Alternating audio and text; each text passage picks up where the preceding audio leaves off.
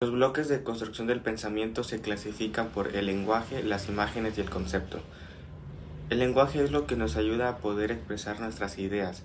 Las imágenes es lo que nosotros podemos visualizar y por último, los conceptos es lo que nos ayuda a percibir el mundo de manera mental.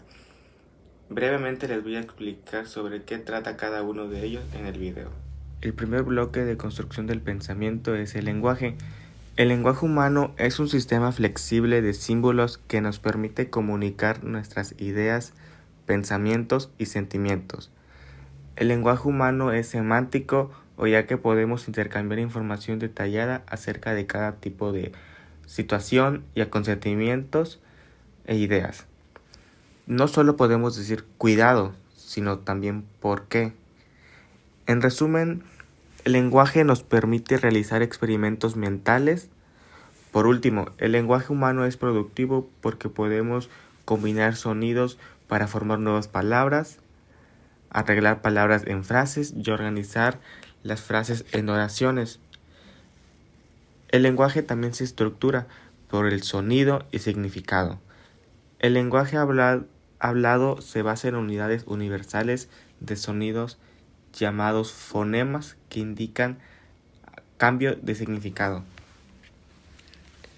La gramática, a su vez, las palabras pueden unirse en pensamiento todavía más complejos, así como existen reglas para combinar fonemas y morfemas.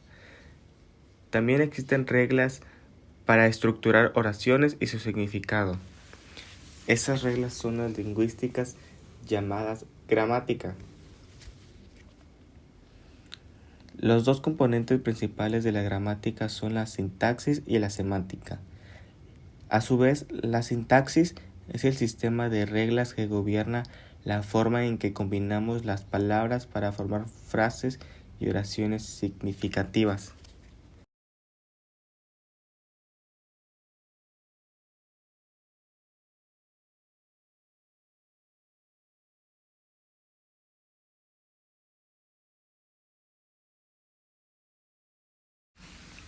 El otro punto son las imágenes, o también conocidas como representaciones mentales. Estas pueden ser excepcionalmente poderosas. Podemos visualizar a la gente que conocemos, podemos oler la cena del día anterior, podemos escuchar una melodía famosa. En resumen, podemos pensar utilizando solamente las imágenes. Albert Einstein confiaba mucho en su capacidad de visualización para entender fenómenos que más tarde describía en complejas fórmulas matemáticas. No solo visualizamos las cosas para pensar en ellas, sino que también podemos manipular esas imágenes mentales. Algunos investigadores descubrieron que invariablemente las personas giran las imágenes de un patrón en su mente hasta que podían ver ambos patrones desde la misma perspectiva. Luego trataban de ver si la imagen mental de un patrón coincidía con el otro patrón.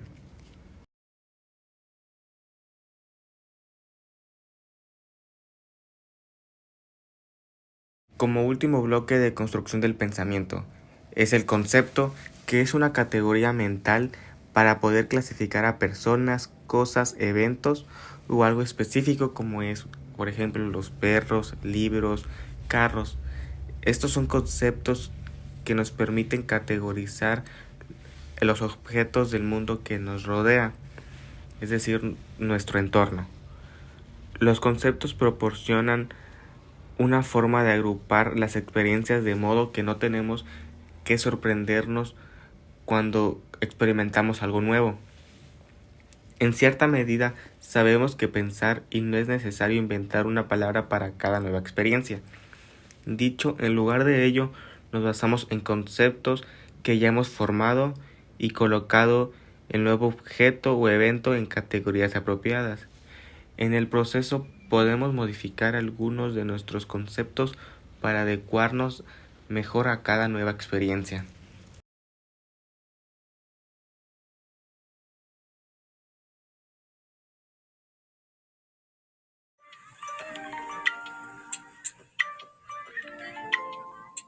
El lenguaje es un sistema flexible de símbolos que nos permite comunicar nuestras ideas, sentimientos y pensamientos. El lenguaje es semántico, lo que quiere decir que podemos darle un significado, podemos explicar el porqué y también podemos explicar el tiempo, es decir, podemos desplazarnos en tiempo y espacio a la experiencia que tuvimos y así describirla. Y también, sobre todo, el lenguaje es productivo, lo que quiere decir que podemos reestructurar nuevas palabras, darles un nuevo significado, entre otras cosas. La estructura del lenguaje se divide en sonido y significado. En esta tenemos los fonemas y los morfemas. En segunda tenemos la gramática, que son las reglas por las que se estructuran oraciones y su significado. Los fonemas son unidades universales de sonido que indican un cambio de significado. En inglés existen alrededor de 45 fonemas, mientras que en español aproximadamente 22 y en algunos idiomas hasta 85. Por ejemplo, tenemos los fonemas S, L y O, y estos fonemas también se pueden agrupar. Los morfemas son combinaciones significativas de fonemas, es decir, que los fonemas se han agrupado. Podemos utilizar los fonemas para transmitir un nuevo significado. Por ejemplo, el sufijo aba, que indica tiempo pasado, se puede utilizar en caminaba, gustaba, rezaba, entre otros. Por ejemplo, los fonemas S, L y O producen los morfemas so, los y eslo. Como bien sabemos, la gramática son las reglas para estructurar oraciones y su significado.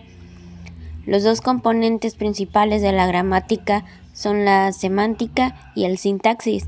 El sintaxis es el sistema de reglas que gobierna la forma en que combinamos las palabras para formar frases y oraciones significativas.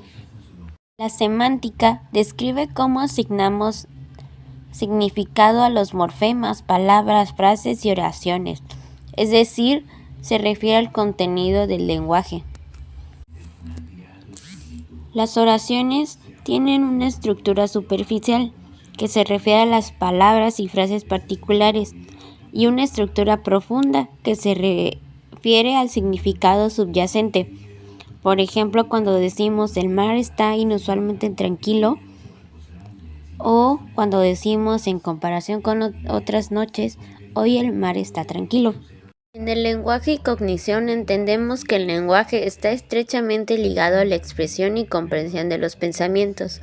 Por ejemplo, podemos utilizar las imágenes, que son representaciones mentales no verbales y que nos permiten visualizar las cosas, o los conceptos, que son categorías mentales para clasificar a personas, cosas o eventos específicos y que nos proporcionan una forma de categorizar las experiencias que vivimos. La memoria se relaciona directamente con la facilidad con que el lenguaje puede comunicar una experiencia. Si el idioma afecta nuestra habilidad para almacenar y recuperar información, también debería repercutir en nuestra destreza para pensar en las cosas. Esto se llama determinismo lingüístico. La gente crea nuevas palabras cuando las necesita, así que la experiencia da forma al lenguaje, y este último está entrelazado con la cultura y el pensamiento. Las culturas conocidas usan categorías para ayudarse a formar conceptos, pero la información que se incluye en una categoría determinada y la forma en que las categorías son moldeadas por la experiencia pueden diferir de manera entre las culturas. Por ejemplo, en algunas culturas pueden utilizar una sola palabra para referirse a los colores y otra para referirse a las formas geométricas, pero en nuestro idioma tenemos varias palabras que categorizan todos estos. Tanto es azul, oscuro, negro, blanco, luminoso, cuadrado, redondo, etc. Numerosos estudios indican que los animales tienen capacidades cognitivas similares a las humanas. Por ejemplo, se sabe que los loros son imitadores vocales excepcionalmente buenos. Los seres humanos no son solo los únicos capaces de formar conceptos, también lo están los loros, los delfines y, por supuesto, los simios. Todos los animales se comunican, aunque esta comunicación varía ampliamente de acuerdo a su especie. Por ejemplo, las ballenas se comunican con sonidos o chillidos. Este tipo de sonidos o la manera de comunicarse se le conoce como signos. Diversos estudios han decretado que los simios aprenden los sonidos solo a través del entrenamiento intensivo para ganar el favor y obtener recompensas de los entrenadores humanos, como un condicionamiento operante. Tal es el caso de la chimpancé Washu, que era una chimpancé adoptada y que fue criada como una niña sorda, es decir, que aprendió el lenguaje de signos y a los 5 años aproximadamente ya se sabía unos 60 signos. En conclusión, los animales pueden aprender los signos y llegar a comunicarse con los humanos, pero no comprenden la estructura profunda del lenguaje, y a lo mucho que pueden adquirir es la capacidad de comunicarse de un niño de 2 años y medio de edad, lo que les produce una limitante.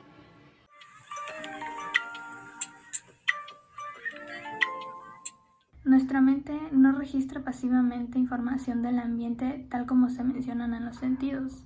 Más bien, selecciona e interpreta activamente los datos sensoriales. Por lo general, transformamos y reorganizamos los datos externos para ajustarlos a nuestro marco mental de referencia, incluyendo nuestros conceptos como imágenes, lenguaje. Y sin embargo, en ocasiones necesitamos modificar nuestras estructuras mentales para acomodar a los nuevos datos y nuevas formas del pensamiento. El primer paso a una solución de un problema es interpretarlo o definirlo. A veces podemos tener disposición mental o fijación funcional. Para que se nos facilite, podemos eliminar las malas opciones, visualizar una solución, desarrollar pericia y pensar de manera flexible. Una estrategia de solución puede ser cualquier cosa como un simple ensayo y error, o la recuperación de información basada en problemas similares, o un conjunto detallado de procedimientos cuyo funcionamiento está garantizado llamado algoritmo, o bien los enfoques prácticos conocidos como heurística. La heurística son reglas empíricas que ayudan a simplificar y resolver los problemas, aunque no garantizan una solución correcta. Algunos heurísticos son el escalamiento, que es una estrategia heurística para la solución de problemas en la que cada paso nos acerca de manera progresiva a la meta. Subtemas son metas intermedias más manejables usadas en una estrategia heurística para hacer más fácil alcanzar la meta final. Análisis de medio y fines. Es una estrategia heurística que permite reducir la discrepancia entre la situación actual y la meta deseada en un número de puntos intermedios. Y por último, trabajo retroactivo. Esta estrategia se trabaja hacia atrás de la meta deseada, hacia las condiciones dadas.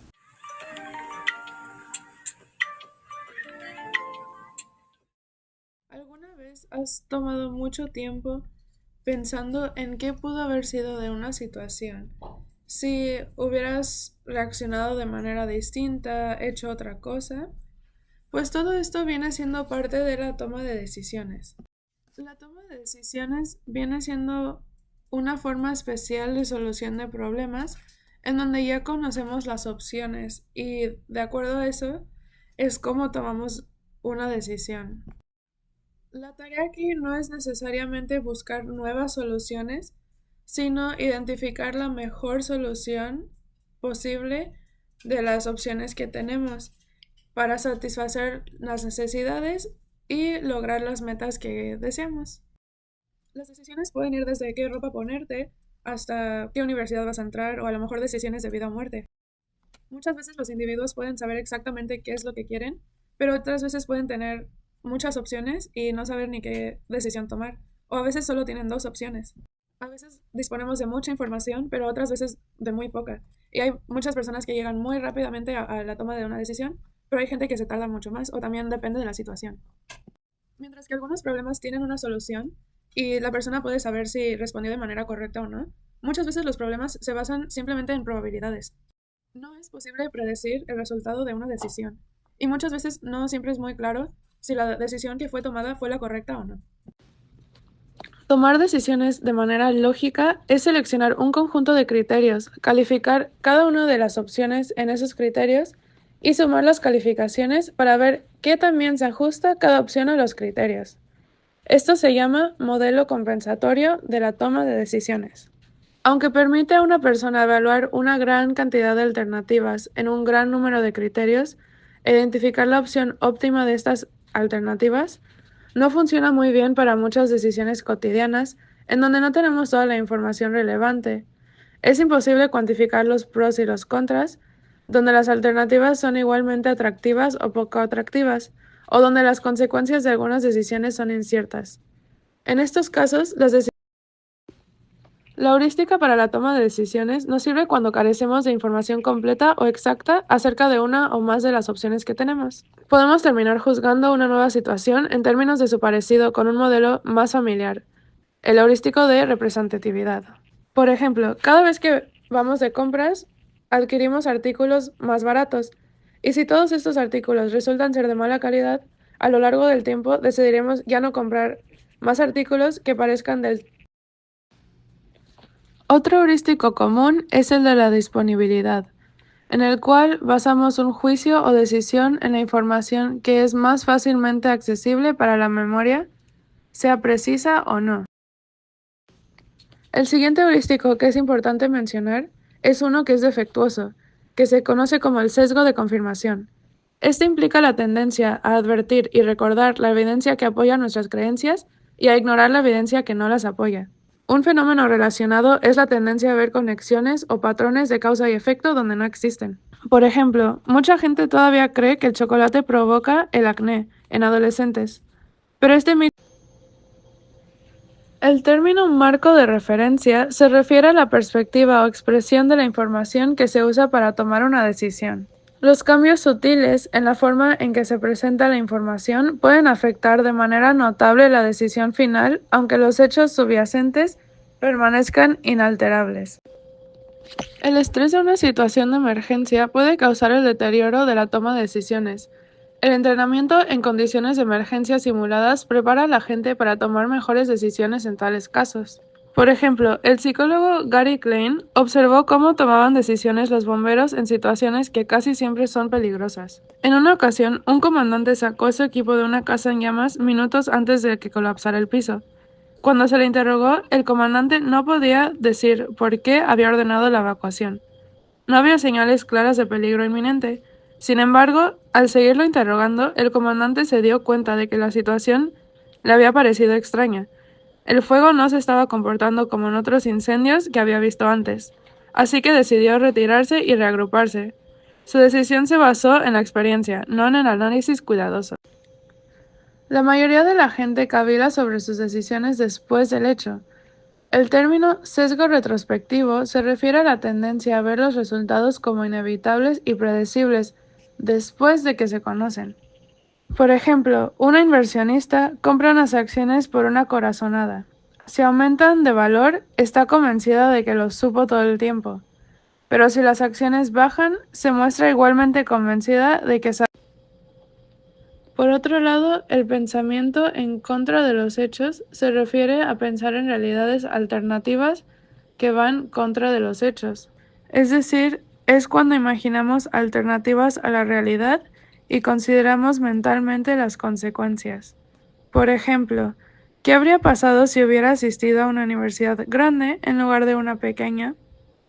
Esto es una forma de revertir mentalmente un curso de eventos que dio lugar a una experiencia negativa, explicar acontecimientos atípicos o anormales, asignando la responsabilidad.